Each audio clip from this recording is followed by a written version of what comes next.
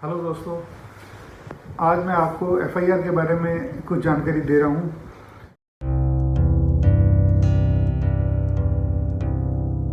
जब भी किसी पुलिस थाना के थाना अधिकारी को किसी अपराध के संबंध में इत्तला प्राप्त होती है, सूचना प्राप्त होती है, तो वो उसके द्वारा सर्वप्रथम लिखी जाती है।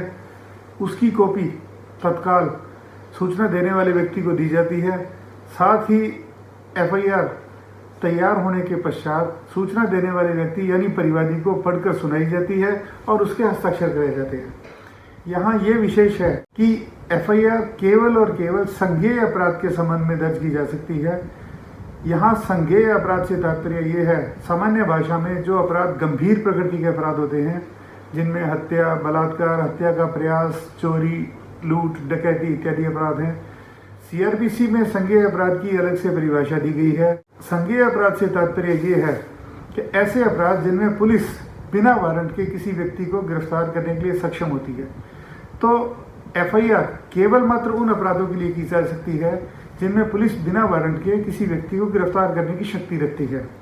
यहाँ ये विशेष है कि यदि अपराध किसी महिला के साथ होता है तो एफआईआर दर्ज करने के संबंधों में कुछ नियमों में बदलाव है। सीआरपीसी में अमेंडमेंट किए गए हैं, जिनमें यह है कि अगर किसी महिला के साथ उस पर कोई एसिड फेंका जाता है, उसके साथ किसी प्रकार की छेड़छाड़ की जाती है या उसके साथ बलात्कार का मामला है, तो इस मामले में ये विशेष प्रावधान बनाया गया है कि उस महिला की एफआईआर महिला अधिकारी के द्वारा या महिला पुलिस अधिकारी के द्वारा ही दर्ज की जाएगी। इसके साथ साथ इन अपराधों के संबंध में ये विशेष प्रावधान रखा गया है कि इन अपराधों के संबंध में उस महिला के बयानों की वीडियो रिकॉर्डिंग भी की जाएगी उसी वक्त, और उसके पश्चात धारा 164 सीआरपीसी के तहत उस महिला के किसी मजिस्ट्रेट के समक्ष बयान भी करवाए जाएंगे। अब ये प्रावधान है सीधी एफआईआर करने के लिए। अगर कोई पुलिस अधिकारी, पुलिस थाने का भारसाधक अधिकारी, इंचार्ज एफआईआर दर्ज करने से मना करता है या एफआईआर दर्ज नहीं करता है, तो आपके पास क्या रेमेडी अवेलेबल है? इसके लिए सर्वप्रथम आपके द्वारा जिले के पुलिस अधीक्षक को रजिस्टर्ड पोस्ट से अपनी अपराध के संबंध में लिखित में प्रार्थना पत्र प्रस्तुत किया जाना आवश्यक है। आपका प्रार्थना पत्र प्राप्त होने पर जिला पुलिस अधीक्षक उस पर अन्वेषण स्वयं कर सकते हैं या अपने अधीनस्थ किसी अधिकारी को उस प्रकरण का अन्वेषण करने का आदेश दे सकते हैं। यदि एसपी साहब यानी पुलिस अधीक्षक के द्वारा भी आपके मामले में एफआईआर दर्ज नहीं की जाती है, तो आपके पास जो एक और रेमेडी बचती है वो है न्यायालय की। सक्षम न्यायालय यानी जो उस थाना का क्षेत्राधिकार रखने वाले मजिस्ट्रेट हैं, उनके सामने धारा 156(3) सीआरपीसी के तहत परिवाद, फौजदारी परिवाद यानी इस्तिगासा प्रस्तुत किया जाता है। और उस न्यायालय को ये अधिकार है कि वो न्यायालय अगर उचित समझता है और संज्ञेय अपराध मानता है तो उस प्रकरण के संबंध में, उस प्रार्थना पत्र के संबंध में एफआईआर दर्ज करने का आदेश दे सकता है। ये समस्त जानकारी एफआईआर की संज्ञेय अपराध के संबंध में थी।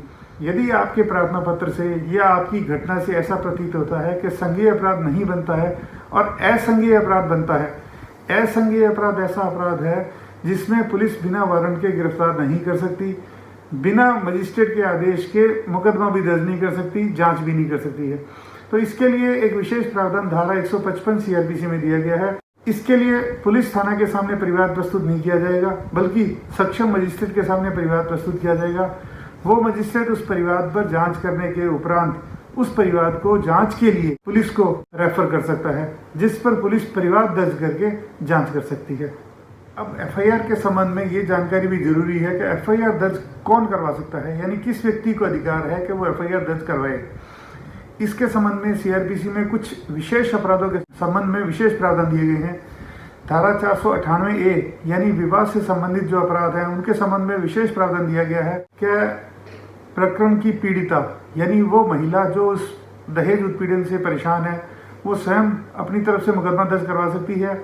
उसकी तरफ से उसके परिवारजन, जिसमें उसके माता पिता या अन्य नज़दीकी रिश्तेदार भी परिवार दर्ज करवा सकते हैं। एक मानहानि के संबंध में भी अलग से प्रावधान दिया गया है। मानहानि में केवल मात्र व्यथित व्यक्ति ही एफआईआर दर्ज करवा सकता है। अन्य अपराधों के संबंध में यानी चोरी, लूट, डकैती के संबंध में सीआरपीसी में कोई अलग से प्रावधान नहीं दिया गया है। सामान्य तौर पर व्यथित व्यक्ति यानी जो उस अपराध से पीड़ित है वही एफआईआर करवाने के संबंध में सक्षम होता है। इसके अलावा हालांकि कुछ मामलों में माननीय उच्चतम न्यायालय ने एफआईआर किसी भी व्यक्ति के द्वारा दर्ज कराया जाना कथन किया है, जिसके अनुसार एक स्वतंत्र व्यक्ति या परिवार का अन्य व्यक्ति भी उस प्रकरण के संबंध में एफआईआर दर्ज करवा सकता है।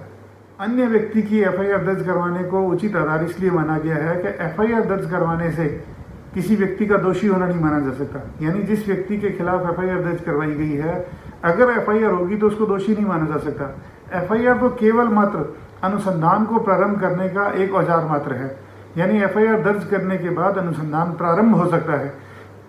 Thank you.